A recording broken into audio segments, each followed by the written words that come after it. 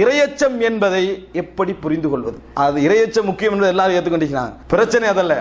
இறையச்சம் உள்ளவர் என்பதை எப்படி புரிந்து கொள்வது? மனிதன் என்றால் எல்லாரும் தவறு செய்யக்கூடியவர். தப்புக்களை வைத்து எவருடைய தீர்ப்பை எடுக்கக்கூடாது என்றால் உலகத்தில் யாருடைய தவறை என்ன செய்ய முடியாது? எடுக்க முடியாது. அதாவது இமாம் இப்னு ஹிப்பான் அவர்கள் சொல்கிறார்கள், லவ்லம் யஅதில் ஆசீன மன் ஹுவ முத்னிபு ஃபமை யஅதில் ஆசீன பஅத முஹம்மதி. பாவம் செய்தவர்கள் தான் பாவிகளுக்கு உபதேசம் செய்ய வேண்டும் என்று இல்லை என்றால் முகமதுக்கு பின்னால் யாரும் யாருக்கும் உபதேசம் செய்திருக்க முடியாது. ஏன்? எல்லோருமே பாவம் செய்தவர்கள். பாவம் செய்யாதவர்கள் தான் உபதேசம் செய்ய வேண்டும் என்றிருந்தால் முகமதுக்கு பின்னால் யாரும் யாருக்கும் உபதேசம் செய்திருக்க முடியாது. ஆனால் இஸ்லாம் எங்களுக்கு சில வெளிப்படையான அடையாளங்கள் வைத்திருக்கின்ற ஒரு மனிதர் இறையச்சம் உள்ளவரா இல்லையா என்பதை பார்ப்பதற்கு வெளிப்படையான அடையாளம். அது என்ன? உலமாக்களிடத்திலிருந்து வெளிப்படக்கூடிய தஸ்கியா மிக முக்கியமான ஒரு அம்சம் சகோதரர்களே. அல்லாஹ் தஆலா ரசூலுல்லாஹி ஸல்லல்லாஹு அலைஹி வஸல்லம் அவர்களை பற்றி சொல்லுகின்ற பொழுது அவர் என்ன செய்வார்? அதாவது அவர்களுக்கு வேத யுஅல்லிமுஹுமுல் கிதாப வல் ஹிக்ம